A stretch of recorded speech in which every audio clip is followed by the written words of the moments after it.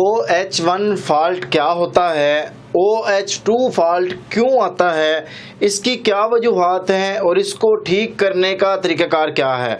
दोस्तों, अगर आपकी VFD में भी OH1 या OH2 का फॉल्ट आता है तो यकीनन आज की वीडियो देखने के बाद न सिर्फ आपको ये पता लगेगा कि ये फॉल्ट आता क्यों है, बल्कि इसके साथ साथ हम आपको वो मुमकिन तमाम तरीके बताएंगे जिनके ज़रिए आप इस फॉल्ट को ठीक कर सकते हैं।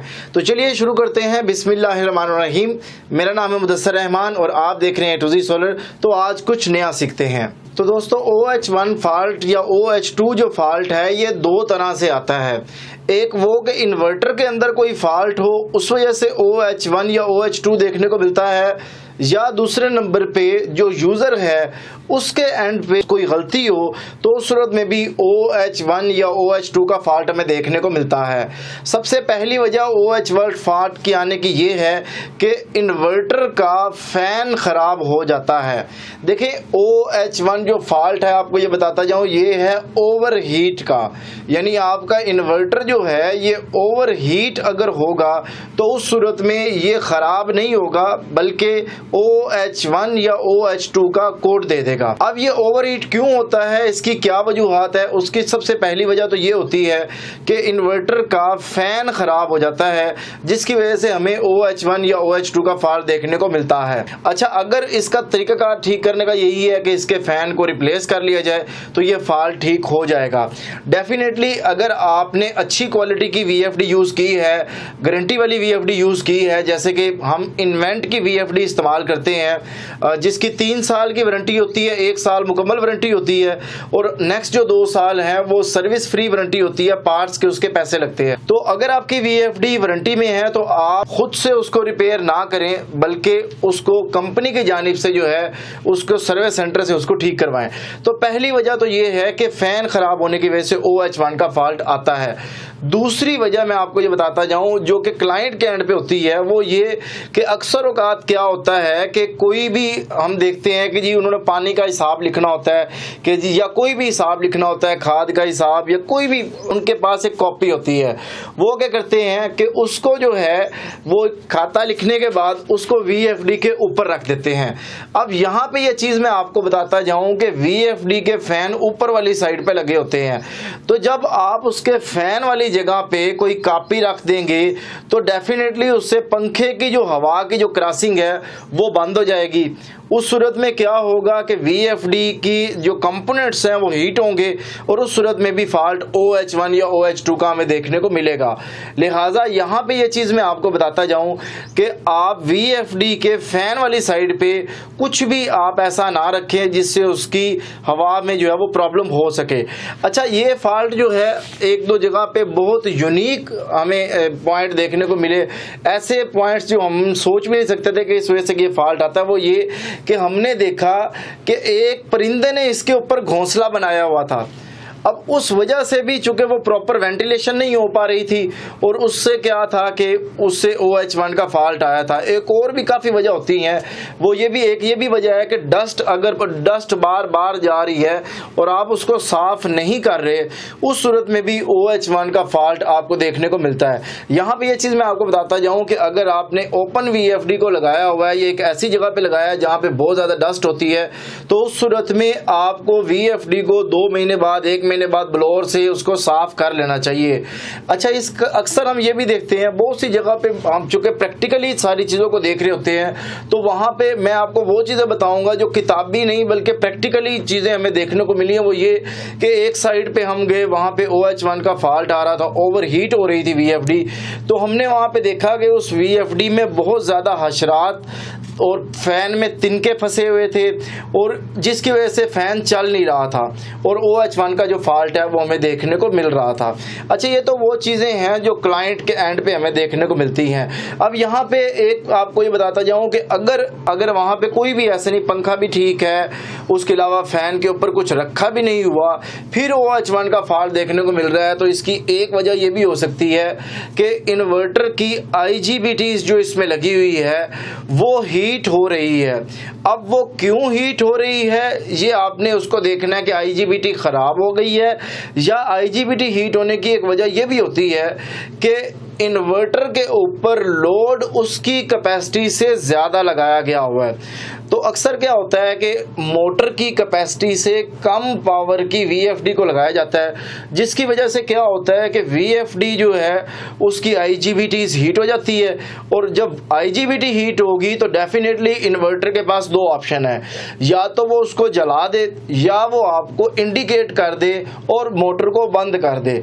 तो डेफिनेटली अक्सर हमसे कस्टमर शिकायत करते हैं कि जी ये तो इन्वर्टर ही ख़राब है, इसमें तो एरर कोड आ जाते हैं। तो डेफिनेटली अगर आपको इन्वर्टर आपका एरर कोड दिखा रहा है तो इसका मतलब ये कि उसकी जो जिम्मेदारी है प्रोटेक्शन की वो अपनी पूरी जिम्मेदारी निभा रहा है। उसके पास जैसे मैंने पहले बताया कि दो ही ऑप्शन है, एक ऑप्शन ये कि वो उस इन्वर्टर को जला दे और दूसरा ऑप्शन ये कि वो फॉल्ट कोड स्क्रीन पर दिखा के आपको इंडिकेट कर दे कि इसमें ये मसला हो रहा है और इसकी वजह से आगे बड़ा प्रॉब्लम हो सकता है।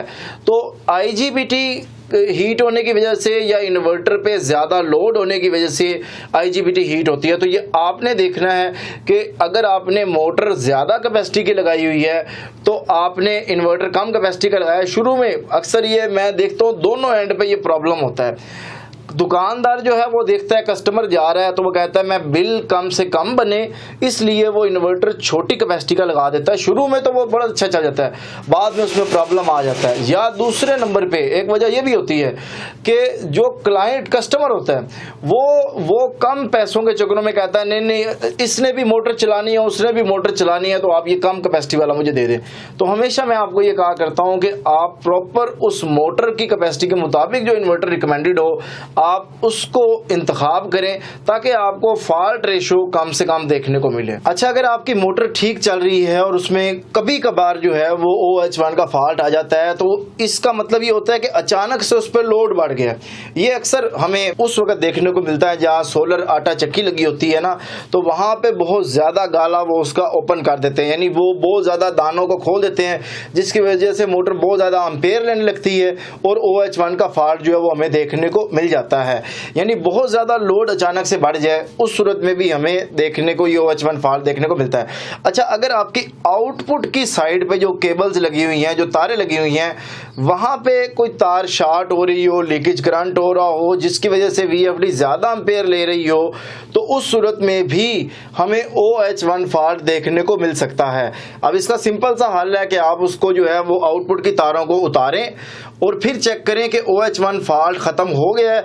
अगर आपकी आउटपुट की तारें उतारने से OH1 फॉल्ट या OH2 फॉल्ट ख़त्म हो जाए, इसका मतलब है कि VFD की आउटपुट से आगे कहीं पे फॉल्ट है, वो मोटर शॉर्ट है, केबल शॉर्ट है, कोई भी वजह हो सकती है। VFD के एंड पे कोई फॉल्ट नहीं है तो आपने उस आगे तार को या मोटर को आपने चेक कर लेना है ताकि उस फॉल्ट को दूर किया जा सके। अच्छा, एक बहुत ज़्यादा कॉन्सेप्ट हम यहाँ पे देख रहे हैं कि लोग क्या करते हैं कि VFD को जो है वो ओपन उन्होंने जो है वो धूप में रखा होता है।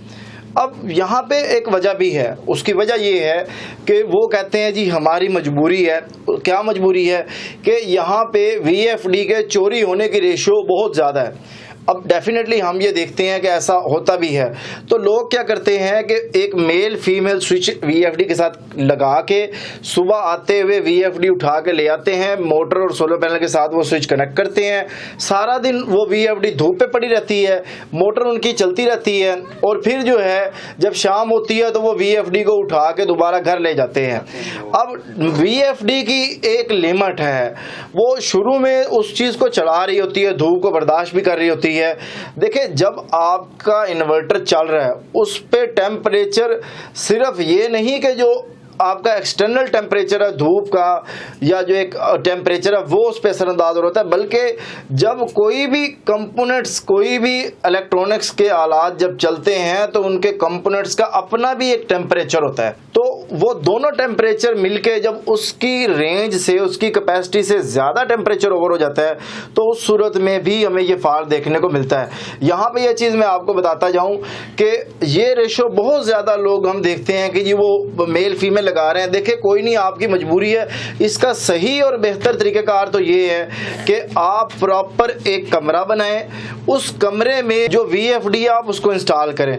इससे VFD की न सिर्फ लाइफ बढ़ेगी बल्कि उसमें बेतहाशा जो उल्टे सीधे से जो फॉल्ट बिला वजह आ रहे होते हैं, जो कि आपको लगता है कि बिला वजह लेकिन कोई वजह उसके एंड पे होती है, वो फॉल्ट भी जो है वो कम से कम आपको देखने को मिलेंगे। जैसे कि यहाँ पे आप देख सकते हैं, यहाँ पे बिल्कुल एक सेपरेट रूम बनाया गया है। इससे VFD की सेफ्टी भी है, डस्ट की वजह से जो VFD में फॉल्ट आते हैं वो भी आपके सेफ हो गए हैं, और बिला वजह कोई आपकी मोटर को कंट्रोल भी नहीं करता कि ना चला रहा है ना बंद कर रहा है। तो ये एक मेन वजह होती है कि जब आप उसको ओपन जगह पे लगा रहे होते हैं। अच्छा, ये एक मैंने एक और यहीं पे इसी से मिलती जुलती एक बात आपको बताता जाऊं कि लोग क्या करते हैं, वो कहते हैं जी डायरेक्ट धूप पे हमने नहीं रखा, हमने उसका एक डब्बा बनाया हुआ है, उस डब्बे के अंदर हम उसको बंद करके रखते हैं। वो ज़्यादा डेंजरस है। मैं आप वीडियो में भी देख रहे होंगे, मैं ऐसे वीडियो क्लिप चला भी रहा हूँ सामने।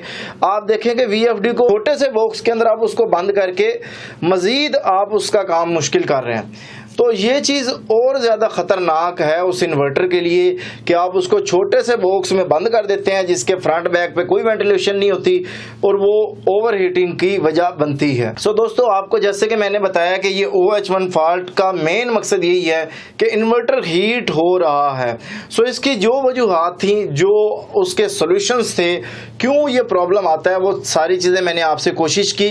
अच्छा, जो मेरे एक्सपीरियंस में जो चीज़ें आई या कंपनी ने जो मैनुअल में जो रिकमेंडेशन दी, वो तमाम चीज़ें मैंने आपसे शेयर की हैं। अच्छा, अगर इसके अलावा भी आपके एक्सपीरियंस में कोई बात अगर गुजरी है तो आप उसको कमेंट सेक्शन में बता सकते हैं।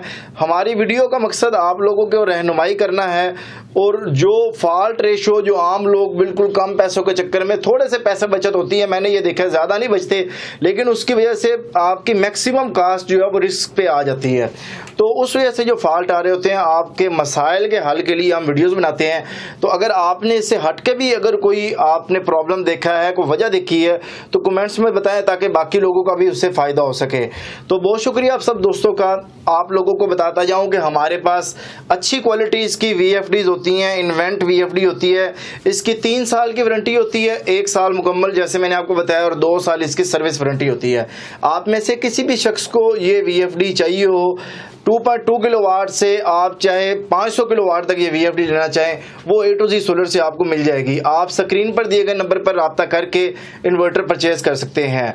बहुत शुक्रिया आप सब दोस्तों का। अल्लाह ताला आप सब लोगों को खुश रखे, ढेर सारी कामयाबियाँ तरक्की अता फरमाए। मिलते हैं नेक्स्ट किसी वीडियो के साथ, किसी और टॉपिक के साथ। अल्लाह हाफिज़। पाकिस्तान जिंदाबाद।